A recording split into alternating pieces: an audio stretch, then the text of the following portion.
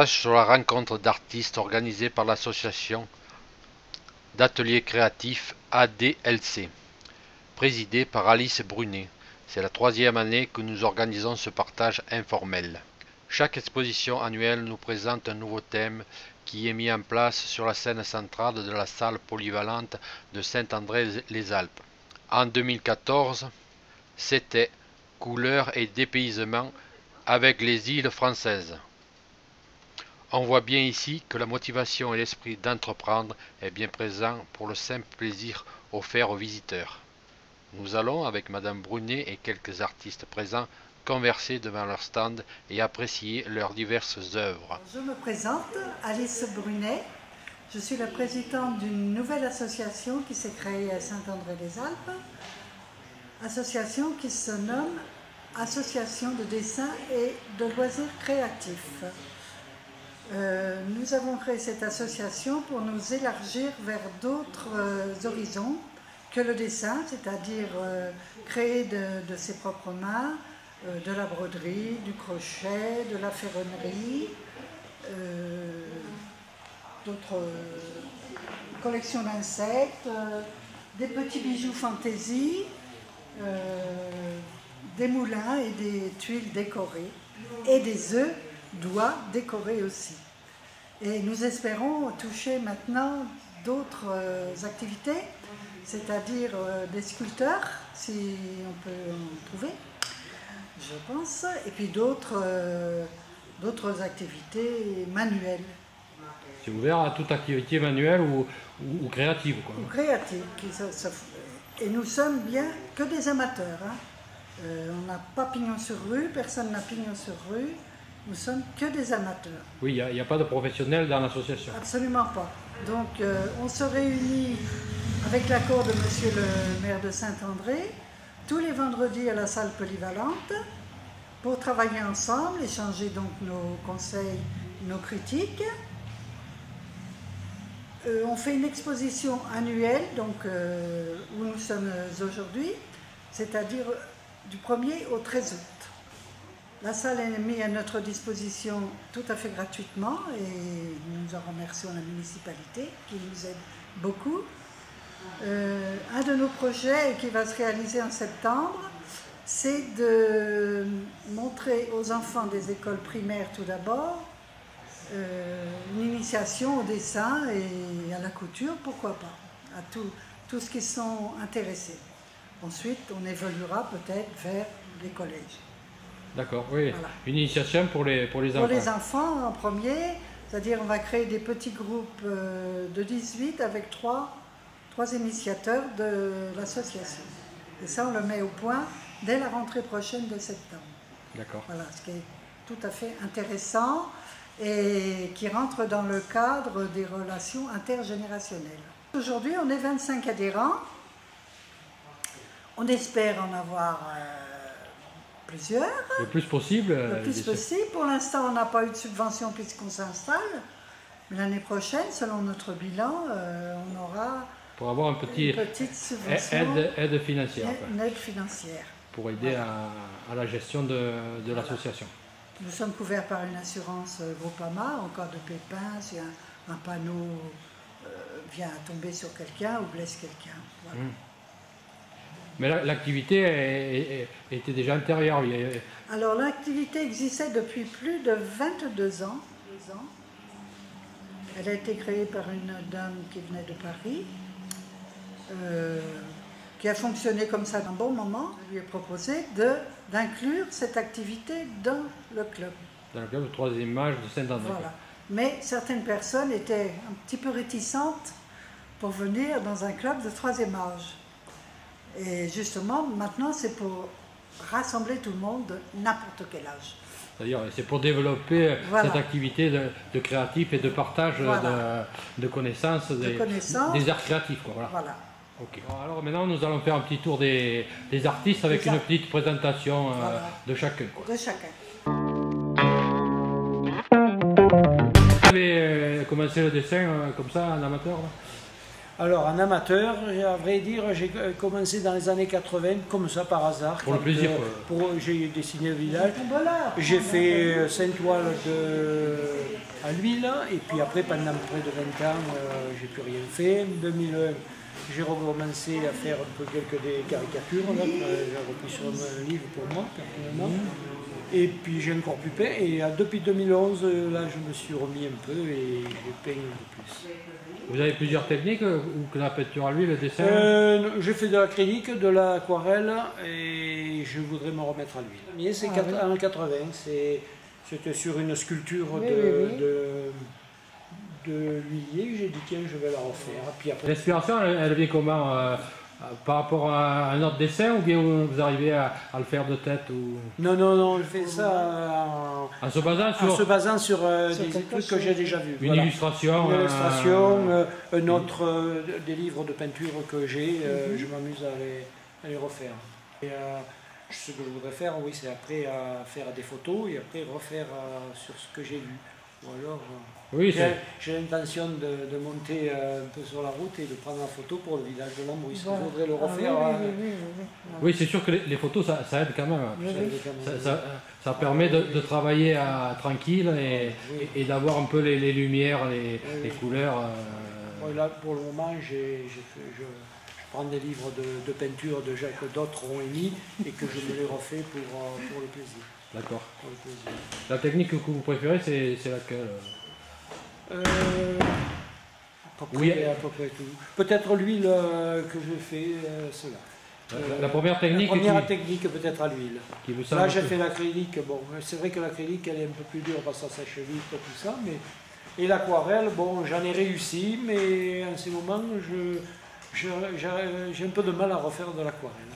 Enfin, je suis peut-être un peu perturbé parce que j'ai des DVD sur l'aquarelle, j'essaye de faire comme des peintres, mais j'ai un peu de mal. Eh oui, parce que des fois on adapte une technique personnelle, des fois, voilà. Quand on veut faire comme la chronologie plus technique, c'est des fois plus compliqué puisqu'on a pris des habitudes. On a pris des habitudes. Il faut un peu plus de temps pour se réadapter. Qui est un passionné de collection d'insectes. Bon, ça n'a rien à voir avec la peinture, mais c'est un travail manuel.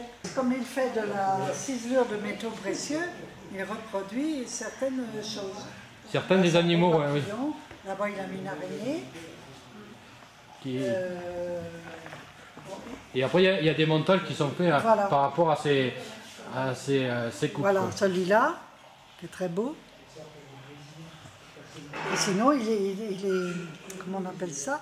Il est ciseleur de métaux précieux. Vous irez me contacter, vous pouvez me contacter, j'habite sur Liège, direction de Digne-les-Bains, Port-Liège, et si vous voulez m'appeler, vous pouvez toujours me joindre au 06 85 39 01 03. Laissez-moi un message et je vous répondrai, il n'y a pas de souci. D'accord. Le matériel utilisé pour la découpe, c'est...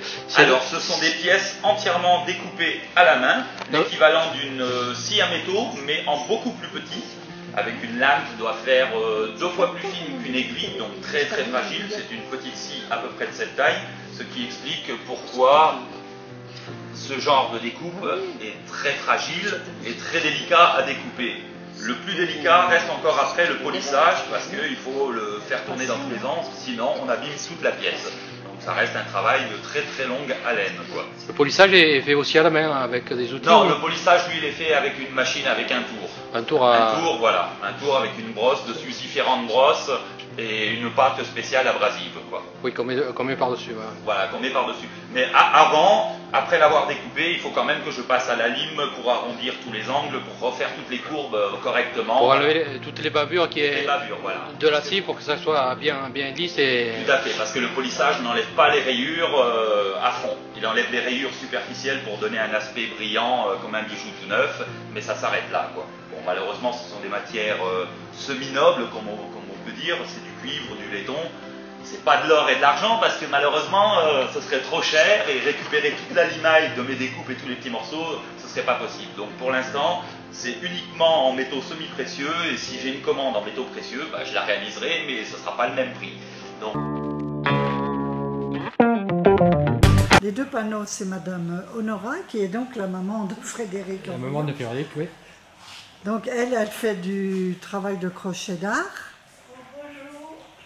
Les chapeaux, les napperons, les cache-pots. Et là, c'est son autre fils qui fait des petits bijoux fantaisie. Voilà. Avec des coquillages. Il fait des jolis petits bracelets en argent. Là, c'est une petite bague. Les napperons, je sais, c'était... Les napperons, oui. Et depuis quelques années, elle s'est mise au dessin. C'est quoi là? C'est de l'aquarelle. Oui, oui, c'est l'aquarelle. Ouais, et elle essaye aussi au pastel. Il doit y avoir un pastel à la maison là-bas. Ça, c'est au pastel, je crois. Le pastel. Ça, c'est au pastel. La craie d'art. Pastel, c'est la craie, c'est ça? C'est la craie d'art. Sur du papier spécifique, hein? Oui, c'est du papier genre toile émeraude, mais très très fine, qui accroche la couleur de la craie. Voilà. Et après, il n'y a pas de traitement sur la craie? Si, après on met un cicatif. Pour fixer la couleur, c'est ça? Pour fixer la couleur.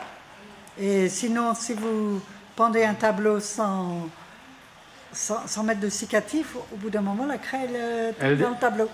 Elle descend. Il faut toujours faire un encadrement, comme ça, parce que il ne faut pas que la craie colle au carreau.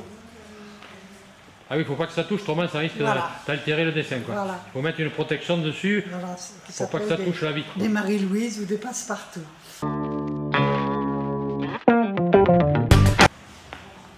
L'année dernière, nous avait fait des estampes japonaises magnifiques. Là, il a donné, il y a beaucoup de couleurs. Hein. Et là, elle travaille d'une finesse. C'est pareil, il y a 3-4 ans, elle ne savait pas dessiner. Oui, là, on voit quand même qu'il y a beaucoup de détails. Hein. Beaucoup de détails. Mais elle est très minutieuse, maintenant, elle se met à la broderie. C'est l'aquarelle très colorée, parce que l'aquarelle, souvent, c'est un peu palo, disons, suivant la technique. Comme tandis que là, c'est vrai, ça flash un peu, quoi. C'est très, très joli, quoi. C'est Madame Ross, elle fait beaucoup de crayons aquarellables, c'est-à-dire c'est du crayon et qu'on étale à l'eau. D'accord. Après. Les animaux, c'est pas avec ça aussi. Hein. Non, à la craie. C'est pas la grosse craie qu'on frotte comme nous, mais c'est le crayon de craie. Voilà. Une technique un peu différente. Un peu différente, voilà. Des gros crayons à la craie, là, parce que là, elle peut faire tous les poils, tous les petits détails qu'on ne ferait pas à la craie. Oui, là oui, ça fait des choses. Des dessins plus fins, quoi. Oui. Tandis que là, les crayons sont beaucoup plus fins. Très fins, comme un crayon, puis elle étale comme un crayon. Mais avec de la craie à la place de la estomper, elle a eu des compliments pour les yeux de ses chats. Ils sont expressifs, quoi, disons. Voilà. Là c'est à la craie, alors, à la craie d'art. Ouais. Moussaki aussi, on reconnaît bien quand même.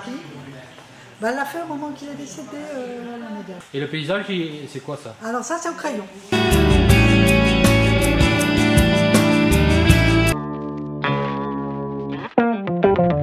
une créatrice. Elle invente. Qui m'époustoufle. Il y a même un truc à découvrir que je n'ai pas découvert, je voudrais bien l'avoir pour savoir. Et cette technique, c'est quoi? La gouache. Tout simplement. C'est tout fait à la gouache? À la gouache. D'accord. À la gouache. Alors la gouache, évidemment, elle est beaucoup plus colorée aussi que l'aquarelle. Hein. Et là, les supports, c'est quoi là? Elle met du papier? Eh oui. Non, là, voilà. Oui. Tout ça, c'est la création puisqu'elle encadre. Elle encadre avec c'est du papier peint. Sa propre technique, oui, c'est ce qui me semblait, on dirait du papier peint et ça fait... Et c'est très joli. Ça fait très joli. Ah, moi, je trouve que c'est ça sort un peu de l'ordinaire et ça habille bien le décor. Elle a sorti bien les couleurs. Oui, suivant le thème, elle change la décoration du cadre et ça fait... Là, elle avait mis un petit galon pour faire beau. Non, mais c'est créatif parce qu'elle dit c'est pas la justice, ça. Il ne faut pas croire que c'est de la justice. Je ne me rappelle plus ce qu'elle m'a raconté après. Et là, c'est trois proverbes. Il faut trouver la somme exacte. que ça représente. C'est des tableaux avec réflexion. Avec réflexion. C'est marqué combien? Parce que là, c'est marqué 30, 20, 10. 90 et ensuite 5, 20, 10. Il faut trouver la somme. Ben, j'ai pas trouvé. Ah, c'est bien, ça fait travailler les neurones qui restent. M. Trubert, il a déjà exposé l'année dernière avec nous. Donc maintenant, il fait partie de l'association. Alors lui, il peint avec des couleurs franches à l'huile. Oui, c'est du vif, hein. Ça tape. C'est spécial, il faut aimer ou pas aimer. Et là, c'est un peu au couteau, je crois.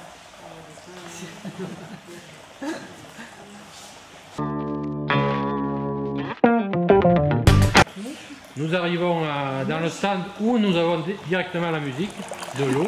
De l'eau, le bleu. Alors ça, c'est Julien Blanc. Il nous fait des créatifs. Vraiment extraordinaire et avec l'eau, les moulins, la lumière. Du matériel de récupération. Voilà. Du bois, du carton, de la colle et de la peinture. Pour la cascade, il y a un moteur spécialement pour faire un circuit d'eau. Pour se faire circuler l'eau qui est pompée et qui revient en permanence. Ça revient par là que je fais des cascades. Là, c'est un rocher. Avec un lot et avec une petite rivière, il fait une source qui coule. Ouais. En plus, ça fait presque un son d'ambiance, tu vas en la main. Voilà, ça fait. C'est ça, tout à fait. Ça déstresse. Voilà. Et là, pour découvrir un peu le rocher, j'ai mis un peu des chamois, des animaux, tu vois, dessus. Et après, les objets, les trucs, c'est des choses de récupération ou que tu. Ben, disons que des fois je récupère, mais surtout c'est tout naturel. C'est un tronc flotté. C'est du bois flotté que tu as trouvé que j'ai trouvé. Directement, après tu l'as rangé avec les. Ah voilà, oui, parce qu'il était tout pourri. Tu sais, il était entier. Ah. Le tronc il était entier, mais tout est spongieux derrière. Oui, tu as tout. J'ai tout gratté avec la tronçonneuse, après j'ai fini le nettoyage. Et après tu mets la lumière pour le mettre, mettre en valeur certains. Pour le mettre en valeur, voilà.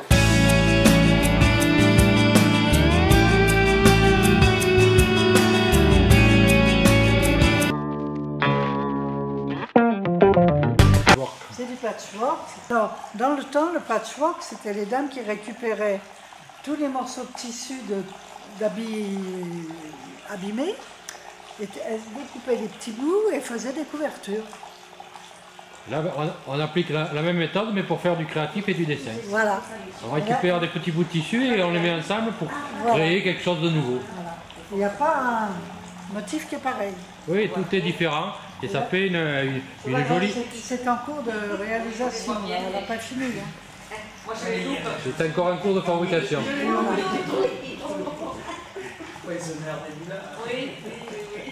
Oui, là c'est une couverture de lit. Un dessus de lit. Dessus de lit, en patchwork. Voilà. Elle fait aussi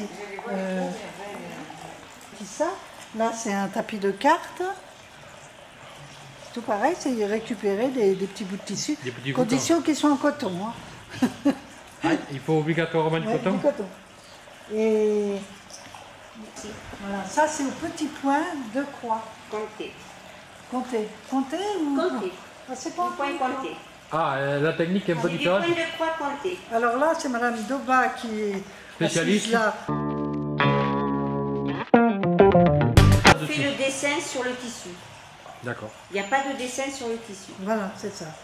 Il faut compter les fils. Voilà. Faut compter les fils, les couleurs, la trame. Voilà. D'accord. Et on reproduit sur le tissu. Et pour faire le dessin, on se base à un dessin qu'on va reproduire sur le petit carré. Sur une grille qui a un dessin, comme celle-ci. Il y a une grille avec le dessin. J'ai une grille là, voilà. Voilà, une grille avec le dessin. Je fais celui-là, Moki, et j'ai ma grille, et je compte. Enfin, c'est pour ça que ça s'appelle compter, parce qu'on compte les points sur le modèle pour arriver à le reproduire sur... pour reproduire le dessin sur le tissu. En direct, voilà, oui. C'est-à-dire il faut bien regarder et bien repérer. Et puis bien compter. Et bien compter, oui. Et c'est souvent relativement petit qu'il faut adapter au réel. Voilà. Au réel, oui.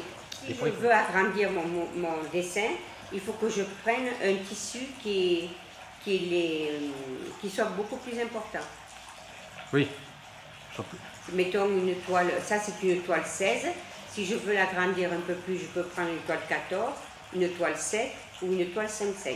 Oui, ça donne la dimension. Ça me le fait plus grand. Oui, bien sûr, le point Plus on augmente, plus le chiffre diminue, plus c'est grand. C'est le carreau qui grandit là?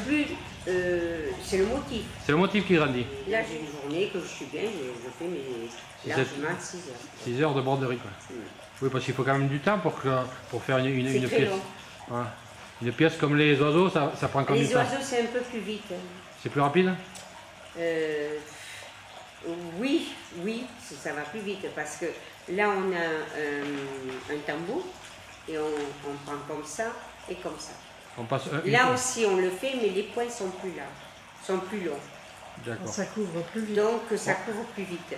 Ah, on va plus vite. Le point va plus vite que sur les oiseaux, c'était aller plus vite, quoi. Mais enfin, c'est quand même difficile parce qu'il faut retrouver l'essence, il faut retenir les points que l'on fait et il faut savoir lire son ouvrage que l'on fait. Oui. Savoir le lire sur la broderie. Sur la broderie, oui. Pas sur le motif, mais sur la broderie, il faut savoir se relire. Et alors ça s'appelle la peinture à l'aiguille. À l'aiguille. Ah, cette technique, c'est la peinture à l'aiguille. Voilà. Alors, ça, c'est une technique différente encore. C'est une broderie différente. C'est aussi à l'aiguille, le fil, c'est le même? Non, c'est fait avec du coton perlé, ça. Ouais. Plus gros. C'est plus gros que le... C'est plus gros que ce fil et que celui-là. D'accord. Et après, il faut découper dans les petits trous. Et après, dans les trous que vous voyez, c'est découpé. J'ai découpé et j'ai fait les grilles. D'accord. Sans couper le fil. Au point de reprise. Sans couper le fil. Ah oui. Voilà, il faut être précis alors. Ah oui. Disons qu'il faut couper les bons fils. Si vous coupez tous les bons fils, vous pouvez tout refaire. C'est la catastrophe. C'est la catastrophe. Si vous tout refaire. Et là, c'est l'imagination ou bien il y a des modèles prédéfinis? Ah non, on a des grilles là aussi. Là aussi, il y a des grilles spécifiques pour... Et on a des débutantes, comme Nicole Jandot. Nicole, qui apprend en même temps. Voilà. Mais elle apprend partout, elle dessine, elle fait tout, Nicole. En Ardonga. Donc il n'y a pas de trous là, mais après il y aura des trous. Ça ne sera pas les mêmes ceux-là. Ça ne sera pas les mêmes. Non, pas là. Pas les mêmes trous. Ça sera la croix de. Ça sera le point de Madère. Le point de Madère. Mais il y aura des trous. Ça fera un trou, mais ce ne sera pas les mêmes trous. Ah, ça ne sera pas les mêmes trous. Alors, s'il y a une histoire de trous, c'est des trous. Il y a une histoire de trous, mais ce n'est pas les mêmes. Et les trous, ils sont faits pourquoi, théoriquement? C'est celui-là. Voilà, ça va lui représenter ça. J'avais le... Parce qu'au départ... Voilà son motif, tiens, je lui ai fait là, voilà. Une partie. Voilà ce que ça va faire. Ça, celui de Daniel, hein? Oui, mais en fait, les trous sont les mêmes. Voilà, c'est ça, là, le petit trou. Voilà, que je vais faire. D'abord... D'accord. Tout petit trou. Ah oui, tout petit trou. Trop trou. Et elle va les avoir là, ici. Là. Tout ça, tout le tour. Et après, elle va avoir aussi de la découpe, je crois, hein, Nicole. Oui, c'était trop haut dans les carreaux, là. Oui, voilà. Et les trous, ils sont faits avec quoi? Des petits ciseaux. Avec des petits ciseaux très fins comme ça. Le support, ils sont différents pour la broderie et cette technique-là? Celui-là, c'est le même tissu que ça. Il est d'une autre couleur, c'est tout. Il y a une différence avec ça et ça. Si vous le regardez comme ça, droit, il est plus petit. Pourquoi? Parce que mon tissu, il est beaucoup plus petit. Plus fin. Il est plus fin. Plus fin. Ouais. D'accord. Après, on l'adapte un peu avec n'importe quel tissu, mais il faut tenir compte que quand on coupe, il y a des tissus qui s'éraillent beaucoup plus. Ça aussi, il faut y faire attention. Oui, parce que la découpe, là, elle est très fine. Il faut avoir beaucoup de précision. Là. Oui, parce que tout ça, c'est coupé. Tout le bord, là, ici, c'est coupé. C'est qui m'a laissé après ces fils, qui font 2 par 2, que je les prends en point de reprise 2 par 2. Oui. Parce qu'après, celui qui passe rapidement, il ne s'aperçoit pas qu'il y a vraiment des trous, quoi. Après, en regardant, on voit qu'il y a quand même un travail. Quand même, oui. Oui. Le travail, je me suis reculée. Un travail de précision.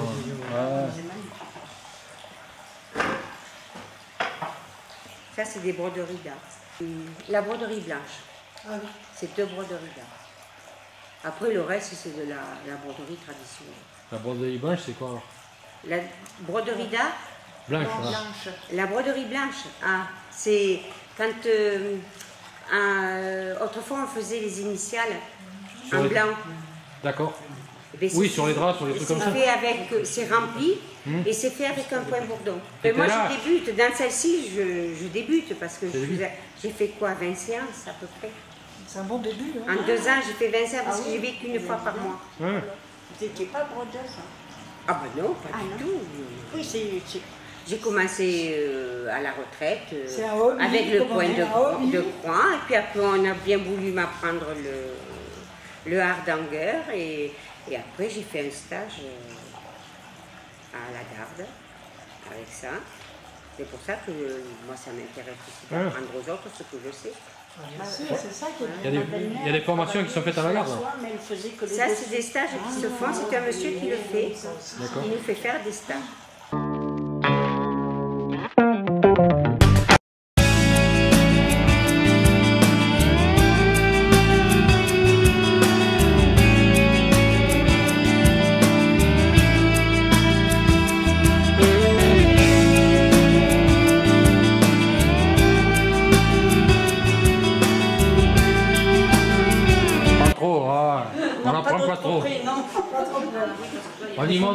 On montre juste ses heures, voilà. Et la technique pour qu'on apprenne quelque chose. Expliquer comment elle fait. Comment ça fonctionne vos créatifs alors? Peinture à l'huile, aquarelle. Ah non, c'est que la peinture à l'huile. Oui. Les écorces de bois décorées. Une idée originale d'Odette Cullari lors d'un travail de coupe de bois de chauffage. Elle a eu l'idée d'utiliser ce matériau comme support créatif. Le résultat est tout à fait plaisant et surprenant. Clou de maçonnerie et tire-fond de son ancien métier, puisqu'il était maçon. Voilà. Donc représentatif du village. Voilà.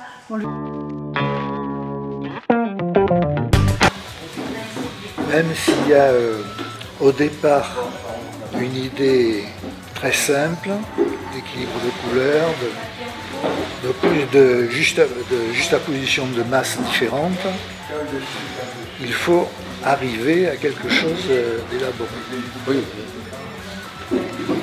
Qui se rapproche le plus de ce qu'on a vu pendant le trajet, quoi. Ce qu'on a vu, tout en donc en modifiant légèrement, le moins possible, de façon à supprimer des détails inutiles, enfin, des détails qui déséquilibreraient le tout. Non. Il y a une route là, je l'ai supprimée. Voilà, ça oui, n'avait pas de grand intérêt. Ça n'a rajouté rien pour le tableau. Voilà. Ça devrait, j'ai supprimé le rond-point. Mais par contre, vous avez rajouté un réverbère à la fontaine. C'est celui qui va raconter là. Ça me va. Vous ne connaissez peut-être pas. Madame Rezaltera. Oui, alors elle, c'est de l'aquarelle. L'aquarelle aussi. C'est des choses très très... C'est de l'aquarelle qui est bien colorée aussi. Hein. Bien colorée, mais une après-midi, elle vous fait un tableau. Hein. Ah, c'est rapide. J'aime bien comment elle travaille. Très très rapide. Elle ne revient pas dessus. Si elle rate, poubelle. Poubelle. Mais on arrive à rattraper sur les aquarelles, c'est pas trop dur. C'est difficile, hein. Ah, c'est trop dur. Voilà. C'est On compliqué. ne peut pas recouvrir. Ah ouais. On ne peut pas rectifier. Tandis que les autres techniques, on peut quand même rectifier. La peinture à l'huile. À la peinture à l'huile, on barbouille, on enlève, on remet. On met, voilà. Il n'y a pas de pastel, c'est pareil. Ah, c'est beaucoup plus simple. Même le pastel, on peut le rattraper Le pastel, oui. En remettant d'autres couleurs dessus. Peut-être encore plus facilement encore que la peinture à l'huile. Le pastel, il faut mettre beaucoup de couleurs superposées. Ah oui, après la couleur ne ressort pas dessus. Ça ne revient pas par-dessus, non? Il faut peindre déjà tout ce qui est foncé. Et après on éclaircit, on éclaircit. Tandis qu'à la peinture à l'huile, c'est différent. Voilà. On fait le contraire. On travaille le clair et on travaille après le foncé. Le foncé par-dessus. Ça faisait la barre. Donc les fleurs, c'est l'aquarelle, le poisson, l'oiseau et le paysage martiniquais. D'accord. Mais deux paysages bizarroïdes. Par exemple, quand on voit un pays.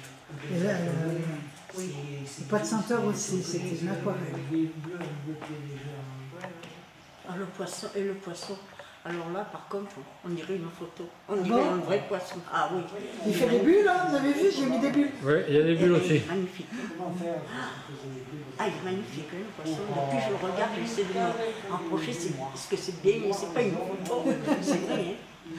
Oui, puis après les petits points au lait. Oui. Même avec la crêpe, je tapote, tac, tac, tac, tac, tac, tac. Ah oui. Ah oui, ici, il y a pas. Même banlieusard. Ici, il n'y a que les lacs, hein, nous. Et là-bas, c'est que des canaux. Alors ça, c'est pastel, hein. Ça, c'est pastel. Et là, 3 techniques différentes. Je crois que ça marche. C'est déjà pas mal, hein. Les enfants, l'initiation au dessin par la couleur, on n'a pas besoin de dessiner. Si on veut faire une fleur, on gribouille la peinture puis on l'étale avec les mains. D'accord. Pas obligatoirement, il faut savoir dessiner pour faire. Non, c'est les taches de couleur qui font le dessin. Qui font le dessin. Voilà, puis après on fignole. Oui. Voilà. D'accord. Oui, la technique, bon, il faut, voilà. Ça peut donner des idées, même ceux qui ne sont pas obligatoirement doués pour le dessin. Voilà, si on veut faire un tournesol, on fait un rond, et puis on dessine 3-4 pétales, et puis après on met du jaune, on met du jaune, on met du jaune, et on étale avec les doigts de plus en plus grands. Ah, les doigts servent pour étaler. Ah, les doigts, ça sert. D'accord. Ah oui, parce qu'on ne connaît pas... Et avec le petit, on fait les contours. Oui, c'est surtout le petit doigt qui travaille, oui. D'accord. Le petit doigt, il fait les contours. Oui, oui. Le travail fait, c'est le petit doigt qui le fait. Oui. Le petit doigt qui fait les contours. Puis après, qui vient fignoler. Vous voyez, là j'ai mis de la couleur et puis je l'étale avec mon petit doigt. Moi, c'est les fonds qui me plaisent. Les fonds, la fleur est jolie, mais le fond, il est super bien. Le fond, là? Ouais, c'est beau le fond. Alors, et on commence par le fond, là, ou non, je commence par le dessin. Mais là, c'était du papier hémorroisé, comme on dit, oui. Mais marron. Ah, ouais. Ah, il y avait déjà un peu de couleur dessus. C'est pour ça qu'elle est marron. D'accord. Alors après, j'ai mis du vert, mais le marron ressort. Ah, c'est pour ça que le marron, ça ressort comme ça. Ah, d'accord. Et là, c'est noir. Le fond était noir. Donc là, il n'y a pas de fond. J'ai laissé comme... Là, il est vert, hein, quoi. Celui-là, il était noir, mais j'ai mis du vert. Ah.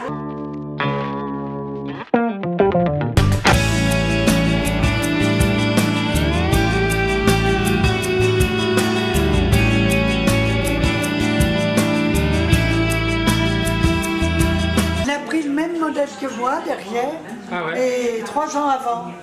D'accord. C'est rigolo ça. Eh ben oui. Il l'a fait plus petit. Après c'est du crayon en bas. Ça c'est des dessins en crayon papier. Du crayon papier standard. Et le petit poussin pas mal. Le petit poussin il est mignon comme il est mimi hein. Oh. C'est rigolo. Dans une chambre de bébé c'est mignon. Ensuite nous avons un couple. 2 barèmes. Ah, c'est des barèmes, moi, ça aussi. Oui, mais là, ils exposaient ailleurs. Alors. Ah, ils sont partout, c'est bien. Et le monsieur, il fait comme sa femme, hein, avec la loupe et tout. Ah, c'est du travail de précision. Voilà, alors ça, c'est du point de croix à point compté.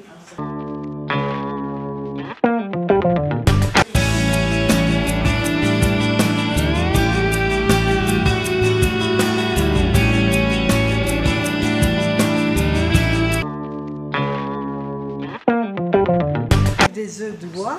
Des vrais œufs, quoi. Des vrais œufs. Ils ont été décorés, il y a des perles, il y a des quoi. Elle achetait toutes ces petites machines-là dans une maison spécialisée à Nice. D'accord. Et puis elle décorait à son idée. Oui, parce qu'en plus il y a le découpage, là. Ça doit être relativement délicate. Oui, elle en a cassé. Hein. Oui, parce que pour faire une découpe, là, parce qu'il y en a qui sont enjourés, là, pas évident de faire la découpe dans un œuf. Hein. Et elle est vidée comme on vide un œuf. Oui, vidée, oui. Après, il faut une technique spéciale parce que bon, pour faire les découpes comme on voit là, voilà. Ça doit être relativement compliqué.